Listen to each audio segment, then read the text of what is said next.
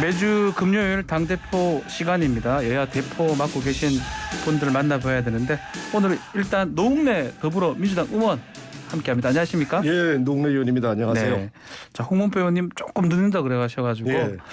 자 지금 민주연구원장을 지금 맡고 계시잖아요. 예, 민주연구원장 맡고 있습니다. 일각에서는 당 대표도 바뀌면 예. 인선으로 다 바뀐다고 이렇게 얘기를 하던데 예. 지금 계속 하고 계시는 겁니까?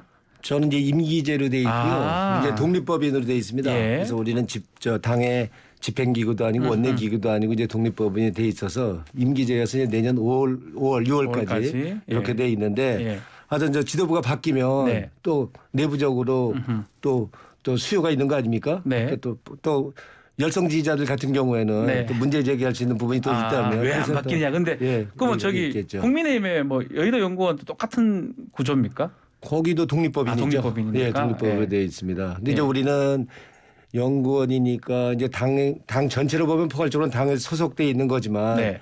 그러니까 전략적인 포지션을 유지하는 게 중요하고요. 당의 중심을 잡아주는 게 중요하죠. 그래서 네. 이제 열성 지지자들의 목소리만 대변하는 그런 연구원이 되면 네. 우리 당이라는 거는 정권 획득이 목적이고 그렇죠. 예. 그리고 선거 승리를 목적으로 하는 거 아닙니까? 그러니까 우리는 이념적으로 그 중간에 있는 사람들의 의견, 민심 이걸 놓치지 체크를 해야 않게 되니까. 그거를 같이 갈 수 예. 가져가야만이 연구원의 본연의 역할을 한다. 그래서 뭐 욕하는 게 있다면 우리가 명분이 있는 욕이라면 네. 휘둘리지 말고 끌려다니지 말고 아하. 욕 먹는 걸 감당해야 된다. 저는 그렇게 생각합니다. 알겠습니다. 네. 자, 홍문표 의원님 나오셨습니다. 안녕하십니까? 반갑습니다. 네. 자, 두 분 이제 나왔으니까 또 대포를 써 주셔야 되는데 뭐 지금 이 얘기를 먼저 해야 될 것 같습니다. 윤석열 대통령 순방 지금 하고 있는데 총평 한번 아직 끝난 건 아니지만요. 오늘 캐나다 정상회담 있긴 한데 총평 우리 홍문표 의원님부터 한번 들어볼까요? 뭐 한마디로 준비하는 과정에 예. 좀 부족했던 것이 사실이고 아. 또 만남의 시간이 뭐 짧다 이런 부분에 대해서는 우리가 사전 부족이라는 것도 저는 인정을 해야 된다는 생각을 갖고 있고 단지 이제 이 미국, 영국, 뭐 캐나다 예. 전체를 놓고 보면은 우리가 상당한 수확도 있다. 아, 수학도 있다. 예. 네, 이렇게 저는 전체적인 총평을 예. 하고 싶습니다. 수학도 있다. 좀 부족했지만 수학도 있다. 이렇게 평을 주셨는데 좀 다 구체적인 다시 들어보고요. 우리 노웅래 의원님 총평 한번 해주십시오. 그러게요. 뭐 대통령께서 해외 나가셔서 지금 저 정상회담도 하려고 하고 이렇게 하는데 우리가 폄하하거나 깎아내려서는 안 되지만 네. 사실상은 뭐 잘못된 부분이 있으면 네. 잘못을 인정해야지 다시 그 잘못이 되풀이되지 않는 거 아닙니까? 그러면서 아쉬움이 많은 거고요. 솔직히 뭐 애는 쓰고 계시지만 뭐 처음 하는 대통령이니까 그럴 수 있다. 뭐 그거는 국내용으로는 통할지 모르지만 네. 해외는 이제 그게 안 통하지 않습니까? 아하. 그래서 소문난 잔치에 먹을 거 없다. 예. 속빈강정 같은 외교였다. 뭐 이렇게 뭐 한마디로 얘기할 수밖에 없는 거죠. 대통령이 바이든 대통령 행사장에서 만났는데 몇 분이나 만났습니까? 8초라고 8초 만났지 않습니까? 예. 그럼 통역이 있으면 24초 만난 건데 24초 만나서 무슨 현안 논의가 어떻게 가능하겠습니까? 예? 기본적으로 뭐 How are you? I'm fine. 예? Fine, And thank you, you? and 뭐 you. 이런 예. 정도 얘기하면 끝나는 거 아닙니까? 보통 우리가 지금 현안으로 걸려 있는 지금 저 인플레 감축법, 우리 전기차 보조금 제외, 뭐 한미 통화 스와프, 뭐 이런 뭐 북핵 문제, 뭐 여러 문제 이거 논의할 시간이 뭐 거의 불가능했죠. 불가능했을 것이다. 그러니까 예. 이렇게 됐으니 이게 뭐 이거 뭐 구려개구라고 할까요? 이건 뭐 정말 그러니까 겉만 번들은 그냥 회담이라고 할 수 있는 건데 저 일본 정상회담은 또 어떻습니까? 이것도 또 마찬가지로 그냥 상의 없이 일방적으로 정상회담 이걸 발표해 버렸잖아요. 그래서 이제 일을 그르친 건데 일본은 불쾌해서 일절 이제 문제를 제기하니까 우리는 그다음에 노코멘트로 말을 좀 입을 닫은 거 아닙니까? 네. 결국에는 뭐 하긴 했다고 그러지만 일본은 회담이 아니라 이거는 간담회다 이렇게 또 그게 기계가 되고 있어요. 평가절하를 한 거고요. 이래저래 하여튼 뭐 국내 정치는 그렇다 하더라도 저 이 외교 문제만큼은 좀 준비도 하고 우리 홍문표 선배님 얘기한 대로 좀 전문가들이 좀 가서 이렇게 엉망진창되게 하면은 국민들 불안하고 걱정스럽지 그 전문가 않습니까? 말씀을 하셨는데 예. 마지막 지금 가장 좀 눈에 띄고 좀 안 좋은 부분이 이른바 좀 비속어 사용했다는 부분, 뭐 막말이라는 부분. 그래서 그게 지금 다 보도가 됐고 동영상이 지금 많은 분들이 다 봐버린 전 세계에서 다 본 상황인데 어제 또 해명을 보면 그 EXX가 미국 의회가 아닌 한국 국회에 대해서 했던 말이다. 뭐 이런 식으로 또 해명이 됐습니다. 다 어떻게 보십니까, 홍 의원님? 지금 노 의원이 뭐 여러 가지 지적을 하셨는데 요번 영국 여왕 우리 그 문상 관계라든지 미국이라든지 캐나다, 일본 이런 총체적인 문제는 아주 짧은 시간에 전체적인 문제를 다루다 보면은 좀 준비가 부족했던 것이 이제 사실인데 네, 제일 중요한 것은 우리 그 인플레이션 방지법, 그렇죠. 그 다음에 이제 금융 안정화, 그 다음에 이제 북한 도발 억제 네, 이 세 가지가 가장 큰 문제였는데 이것을 이제 뭐 잘 아시는 바와 같이 우리나라의 체계 또 경제 안보를 맡았던 책임자들은 미국에 다 총집결해서 대통령이 가시기 전에도 갔고 또 지금 대통령이 오셔도 거기 남아서 처리하고 있습니다. 이 문제를 처리를 하고 예. 이렇게 지금 나름대로 최선을 다하고 있는 모습은 저는 그런 대로 평가를 하고 싶습니다. 인정을 해줘야 된다. 예. 그런데 48초만 놓고 이 문제를 평가하는 것은 이것은 너무 박절한 것이다. 그래서 이렇게 총체적으로 해서 결론은 어떻게 됐습니까? NSC에서 이 문제를 다시 심도 있는 논의를 한다. 네. 이렇게 결론이 나왔으면은 좀 이런 부분은 또 긍정적으로 좀 봐줘야 되는데 이 부분을 마치 이제 민주당이나 일부 언론에서는 마치 무슨 뭐 호기를 만난 것처럼 호기를 만난 그냥 것처럼. 뿌리를 흔들려고는 이러한 모습은 예. 저는 대한민국 같이 정치를 하는 그 파트너 정당으로서 좀 지나치다. 지금 아까 말씀드린 대로 미국이나 멕시코라든지 일본에 가서 과연 무슨 문제를 진지하게 이야기를 해서 우리에게 오는 미치는 영향이 무엇이고 앞으로 뭘 우리가 더 준비해야 되고 이런 얘기를 우리가 좀 더 심도 있게 해야 되는데 그런 것은 없고 그냥 그 일부분만 보고 전체인 것과 참 몰아치는 것은 전 잘못된 것이다 이렇게 지적을 하고 싶고요. 예. 마지막으로 이제 한일 관계 뭐 왜 찾아갔느냐 뭐 하는데 전 찾아가서라도 풀을 수 있는 방법이 있다면 푸는 것이 도리지 무슨 태극기를 놓고 이야기를 했네 안 했네 또 뭐 많은 얘기들이 있는데 저는 사실 한일 관계는 연속 지속성이 있어야 네. 그 국가가 가고 있는 방향으로 전 정권이나 현 정권이 같이 갈 수 있는 건데 예. 문재인 대통령 5년 동안에 한일 관계 뭐를 했습니까? 완전히 절벽으로 만들어 놓고 상대도 안아버리고 더 어려운 경제를 파국으로 만들고 이렇게까지 해놓고 지금 와서 일본에 적극적으로 찾아가서라도 이 문제를 풀기 위해서 노력하는 것은 저는 잘했다고 봐야지. 잘한 것이다. 예. 이것을 뭐 국민의 자존심이 어떻다 여기다 갖다가 대비해 놓으면은 이럴 수가 없죠. 그래서 저는 한일 관계 같은 건 특히 지금 문재인 정부가 우리가 과거에 참 잘못해서 연속성이 있는 한일 관계가 아니고 예. 지금 윤석열 정부가 그래도 좀 찾아가서 뭐 장소 때 관계없이 이 문제를 풀려고 하는 그 의지 그것만큼은 저는 인정해주고 국민이 좀 새롭게 봐주는 그러한 어떤 정치적인 새로운 변화로 봐야지 이걸 구시대적 잣대로 본다 그러면 지금 문재인 대통령이 5년 동안 그런 한일 관계 한 게 뭐가 있습니까? 아무것도 없잖아요. 저는 이렇게 좀 봐주고 싶고 마지막으로는 네. 홍준표 대표가 계실 때 제가 사무총장을 했어요. 맞습니다. 예. 그때 지시를 저희들에게 하기를 외국의 대통령이 나갔을 때는 논평을 하지 마라.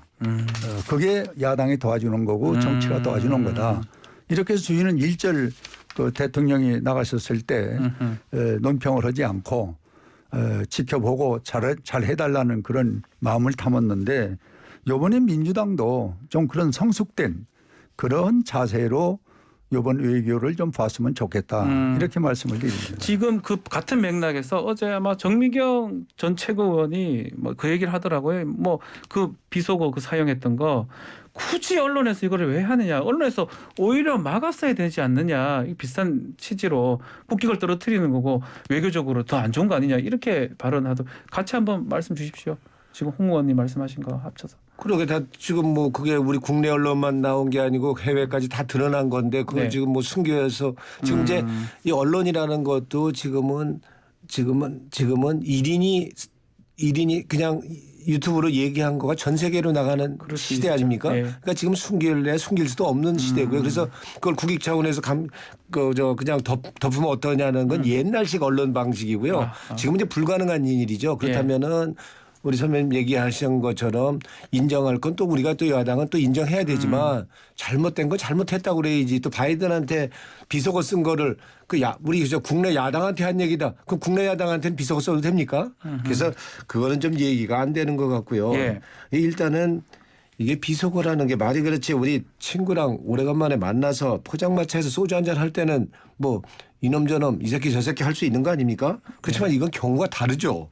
예, 적어도 이거는 더군다나 그냥 나라도 아니고 우리 가장 우방인 미국 정상 앞 만난 뒤에 그 다음에 국민을 대표하는 그런 의회를 두고서 비속어를 쓴다. 이건 망신, 품격의 문제 아닙니까? 이거 뭐 그래서 우리 교민들, 우리 국민들 다 정말 얼굴이 뜨거운 욕먹이는 일일 거고요. 그래서 이거 국격 떨어뜨리는 일이라고 이렇게 보는 거고요. 적어도 미국 의회 보고 저 새끼 뭐 이 새끼 뭐 이놈 저놈 자기네 여당 대표 보고는 네. 새끼 뭐 이런 식으로 얘기를 한다. 예. 이게 도대체 이게 국격이 뭐가 됩니까? 그래서 이런 거는 그러니까 밑에 사람 난 문제라고 봅니다. 뭐 대통령 처음에서 모른다면 밑에 사람은 좀 전문가 써서 좀 제대로 해야 되는 거 아닙니까? 해명은 어떻습니까? 해명은 그게 결국 우리 국회 야당한테 했던 거라고 이렇게 해명을 했는데. 제가 해명이 더 큰 문제가 아닙니까? 그냥 인정할 건 뭐 부적절했다든지 뭐 이렇게 얘기하고 다시 재발 안 하면 되는 거 아닙니까? 근데 이게 뭐 일본과도 외교라는 거는 그냥 사적인 관계에 프로토콜이 있는 거 아닙니까? 뭐 회담을 하면 회담의 방식 구체적으로 다 나누는 거 하면 왼쪽에 앉든 오른쪽에 그렇죠. 앉든 이런 네. 것까지 구체적으로 다 하는 건데 그냥 그런 절차도 없이 불쑥 가서 만나서 얘기를 한다.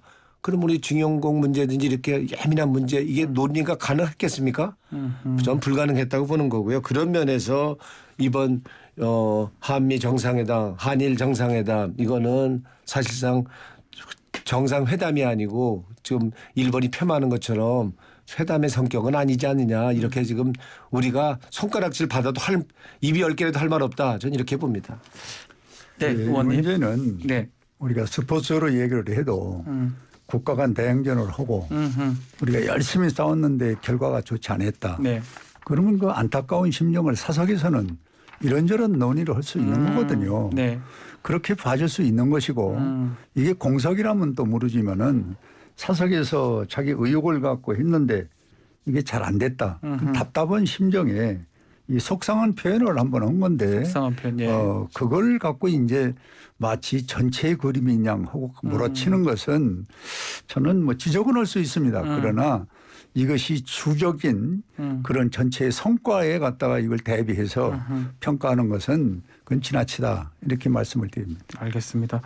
자, 오늘 이제 캐나다에 도착했습니다. 캐나다 총리하고 정상회담을 합니다. 한 후에 내일 밤에 이제 귀국을 할 건데 정무수석이 혹시나 영수회담 가능성도 있다 얘기를 했는데 그 부분은 어떻게 보십니까? 오셔서 뭐 귀국하니까 순방 성과도 얘기를 하면서 앞으로 영수회담 등등 가능할 것 같습니까? 뭐 얘기를 했지 않습니까? 예. 그 이진복 수석이 얘기한 것처럼 대통령 순방 오신 다음에 외교 순방 성과도 좀 설명을 해야 되고 네. 공유를 해야 되고 또 국회 뭐 협조할 건도 협조를 받아야 되니까 필요한 일이겠죠. 근데 영수회담 카드는 나쁘지 않다고 봅니다. 근데 지금 어떤 점에서 30% 초반에 지금 지지율 반등시키는 계기도 될 수 있을 거고요. 정기국회 앞두고 또 야당 다수 의석인 또 야당의 협조도 필요한 거 아닙니까? 네. 그래서 필요하다고 하는데 근데 영수회담은 필요하지만 실제로 이재명 대표가 지금 공식적으로 5번이나 영수회담 요청을 했습니다. 근데 솔직히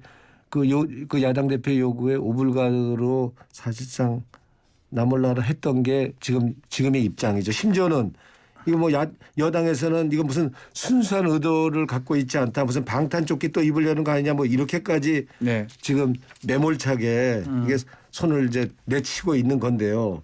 예? 그럼 뭐 그러고서는 이제 결국엔 다자회담 하자.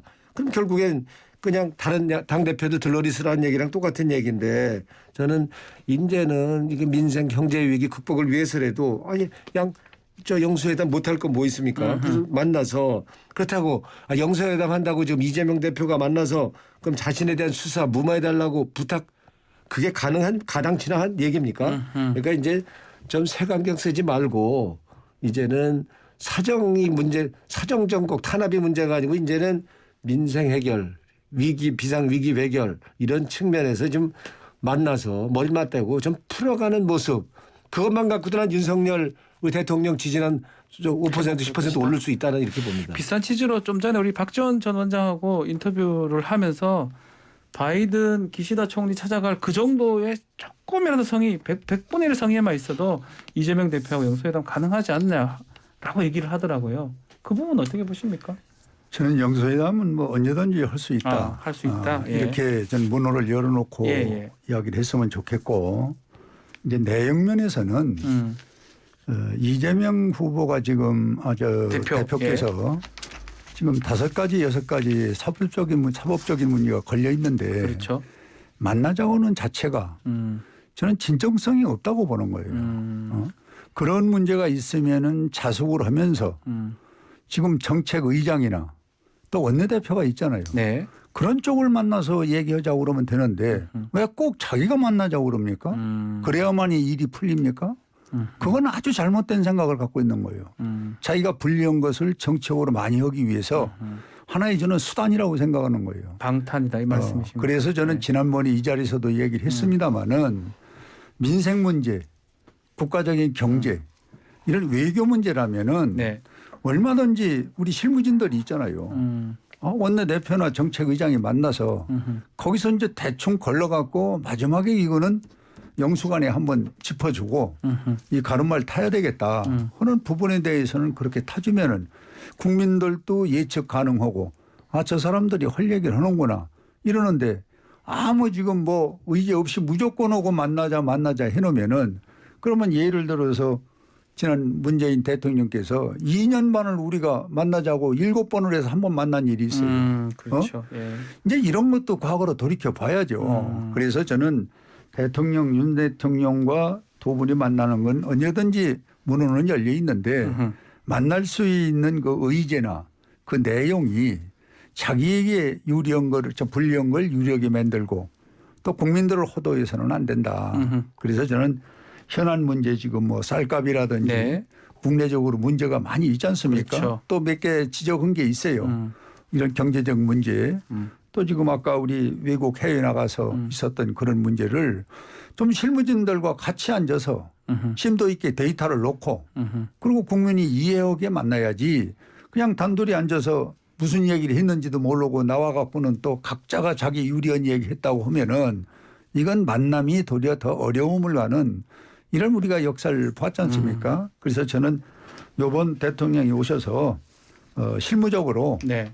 만날 수 있는 그 팀을 좀 만들어 가지고 그 민주당에서 요구하는 것이 뭐냐 또 우리 여당에서 하는 것이 뭐냐 정부가 뭐냐 이렇게 놓고 강론으로 들어가서 깊이 있는 논의를 한 후에 네. 그걸 마지막 정리하는 단계에서 영수회담을 하는 이런 절차가 전 필요하다고 봅니다. 그렇게 하시는 게 맞다. 그냥 만나 가지고 뭐 자기 주장이나 하고 그냥 악수하고 일어나는 것은 도리어 국민들한테 도리가 아니라고 보는 겁니다. 지금 국내외 지금 현안 이거 돌파하려면요. 네. 지금 야당의 협조도 필요하잖아요. 절대적으로 필요하잖아요. 그런데 야당 대표를 인정하지 않는 지금 상황이라면 이거 풀 수 없습니다. 더군다나 야당 대표가 보통 야당 대표도 아니고 지금 80% 78%의 지지를 받은 그것도 우리 당원들만이 아니고 국민들의 민심을 포함해서 78%를 받은 야당 대표를 인정하지 않고 이게 돌파가 가능하다.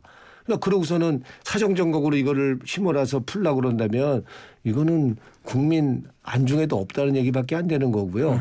전 이렇게 하면은 지금 그래서 정치는 지금 정치판이 지금은 전쟁터다 이러는 거 아닙니까? 정치판에 타협과 협상은 없고 지금 그냥 재판과 수사밖에 없지 않습니까?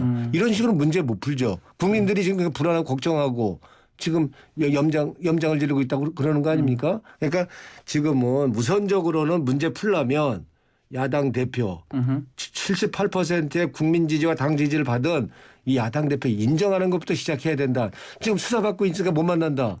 그거는 개인의 이재명이 만나자고 하는 게 아니고 야당 대표에서 만나는 거 야당 대표 아니면 뭐 만날 일이 뭐 있겠습니까? 그걸 야당 대표를 야당 대표답게 인정하면서 문제를 풀자는 그게 정답이다라고 좀 그렇게 봅니다. 자, 야당 대표를 인정하지 않는 겁니까? 지금 말씀 좀 제가 살짝 들어보면 일단 사법 리스크가 있기 때문에 대표로서 역할을 하면 안 된다. 이렇게 지금 저는 사법 리스크가 있어서 만나서 안 되는 건 아닌데 지금 만나는 그 기본의 틀이 민생 경제일 거 아닙니까? 네. 그렇게 앞세우는 거 아니에요? 내 문제 때문에 만난다고는 못 올 거 아닙니까? 그러면 경제 부분을 민주당과 우리 국민의힘이 내놓자 이게 문제점을. 내놓고 그러면 정책의장이나 그 실무팀들이 한번 걸르고 그렇게 정리해서 그다음 단계로 해서 이렇게 국민들한테 예측 가능한 경제 문제를 푸는 여야의 영수회담이다. 네. 이런 보기도 그러면 좋을 텐데 가능하다는 거네요. 예. 그냥 맹목적으로 야당 대표 몇 번 했는데도 안 만나준다.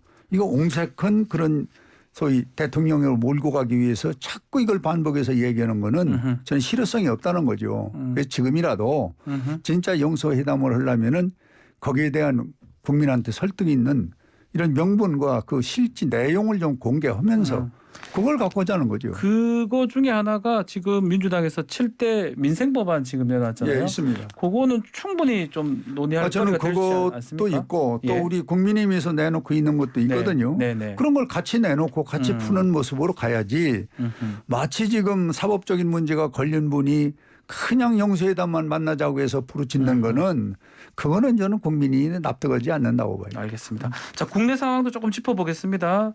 예산 관련해서 대통령실 그 이전 비용이 내년에 예산안이 207억 정도가 더 늘어났습니다. 이게 슬림화한다고 얘기했던 것 같은데 예산안이 좀 더 늘어난 것 같습니다. 그러니까 앞뒤가 안 맞는 얘기 아닙니까? 적어도 지금 어려울 때 허리띠 졸라매야 된다. 그리고 공공기관 예산 감축하자. 이제 인원도 줄이자. 이렇게 한 게 지금 우리 윤석열 정부의 확실한 입장이었지 않습니까? 그런데 공공기관 자산 심지어는 공공기관 자산 팔아서까지 매각을 해서라도 이거 긴축재정 해야 된다라고 했는데 대통령실만 예산을 올렸다. 네. 이걸 우리 국민들이 어떻게 받아들입니까? 이거는 이중 플레이 아닙니까? 네. 이거는 그러면 긴축재정 나라 재정 어렵다 하는 얘기랑 정반대 얘기일 거고요. 실제로 추경호 기재부 장관이 내는 예산안 보면 어떻습니까? 예?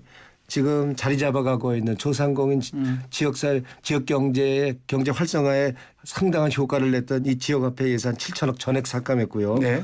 그 청년들과 중소기업의 인기가 있었던 그 청년 목돈 마련 제도죠. 이 청년 내일 채용 공제 제도 이것도 6천억 삭감했고요. 반 절반이나. 취약계층 지원하는 에너지 바우처 예산 490억 삭감했고 이렇게 해서 모든 국민들의 고통 분담 요구하면서 정작 대통령실은 270억이나 예산을 들였다. 그리고 영빈관 신축한다고 슬그머니 예산 끼워놓고. 네. 네? 878억이나. 예. 그러니까 이거를 국민들이 어떻게 받아들입니까? 국민을 헐벗고 굶주려도 되는데 그냥 영빈관 신축하고 대통령실은 예산 늘려도 된다.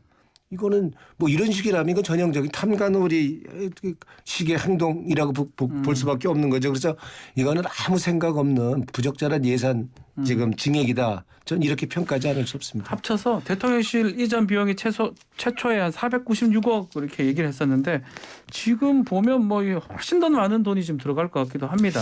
저는 그 잠시 제가 예결위원장을 해서 네. 그 경험이 좀 있는데 네.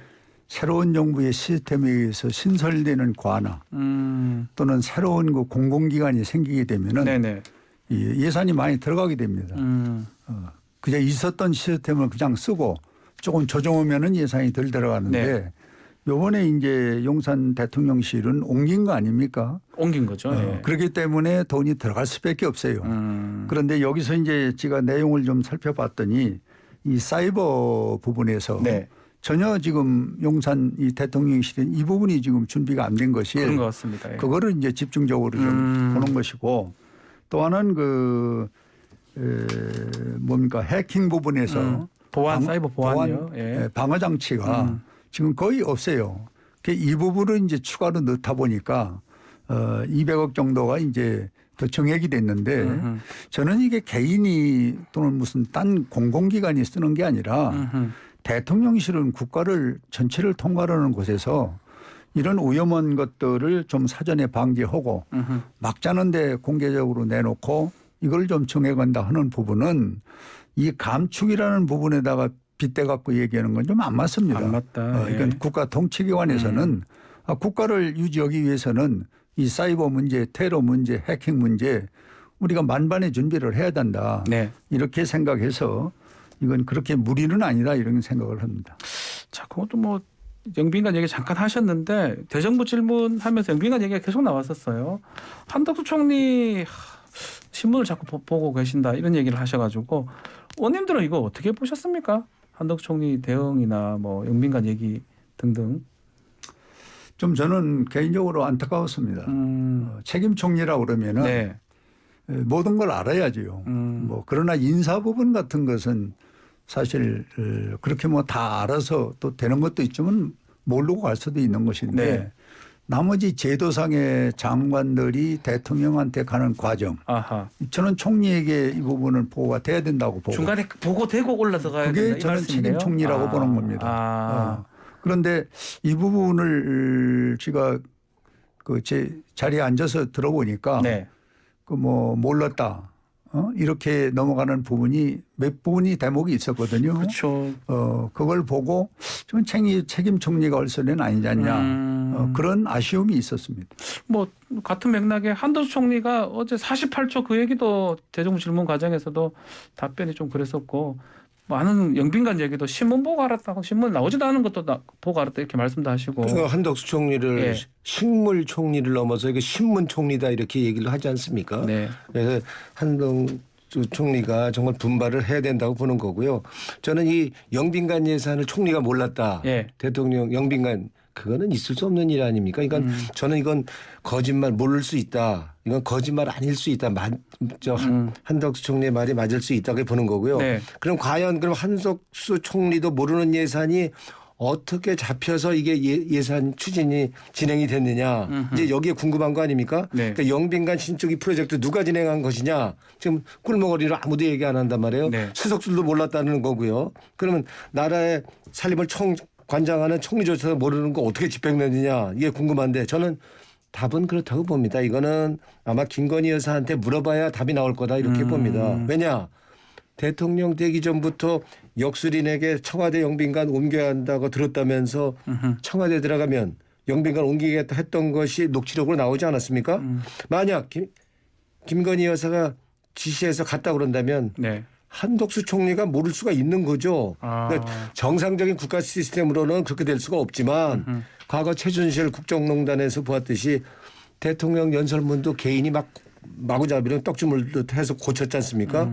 이런 진짜 몰상식적인 이제 국기문란 행위가 얼마든지 이루어진 게 우리 측근들의 권력 세계라고 그런다면 저는 이번 영빈관 이전 계획에 대해서 지금 한덕수 총리가 몰랐다 하는 것도 난 이거 사실일 수 있다고 보는 거고요.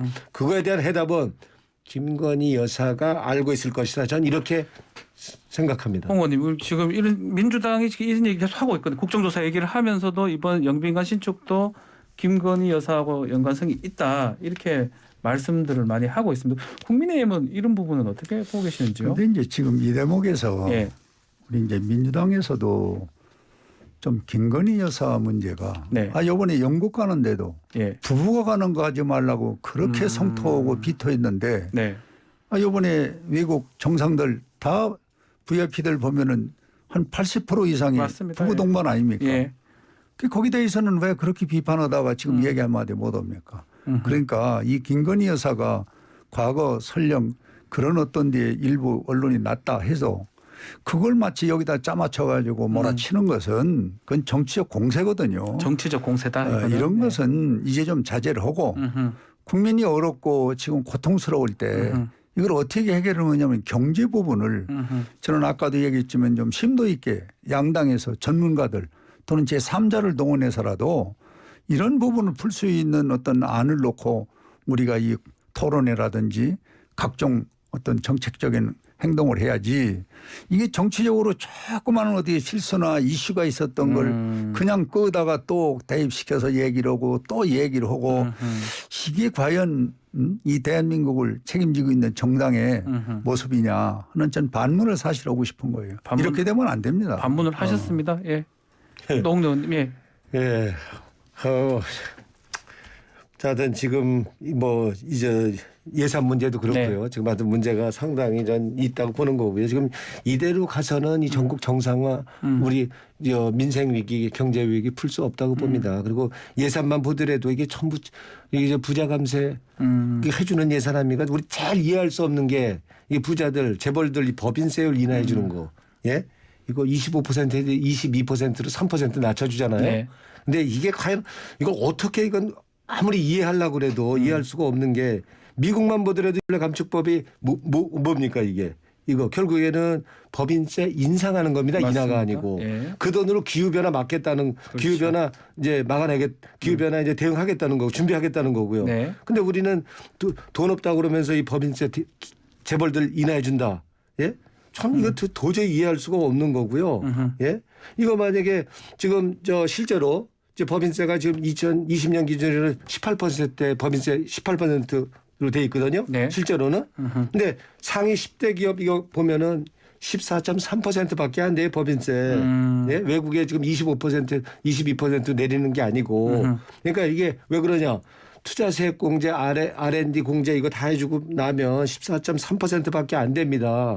예? 그리고 사내 유보금이 1,000조가 넘지 않습니까? 대기업들. 네. 근데 거기다가 그게 투자로 해서 다시 돌아옵니까? 그냥 대기업들한테 돈 퍼주죠. 그래서 초부자 감세 저지 당론이 민주당 채택이 된 겁니까? 그렇죠. 예. 그래서 그 돈을 실제로 필요하죠. 아까 우리 홍문표 선배님 얘기했던 것처럼 쌀값 폭락했으면 양국관리법 처리 안 하고 그래도 정부가 앞장서서 쌀값 폭락에 대비한 우리 농민들을 위해서 그걸 직접적으로 더 피해가 더 절실하게 국민 도와줄 수 있는 예산을 쓰든지. 네. 예?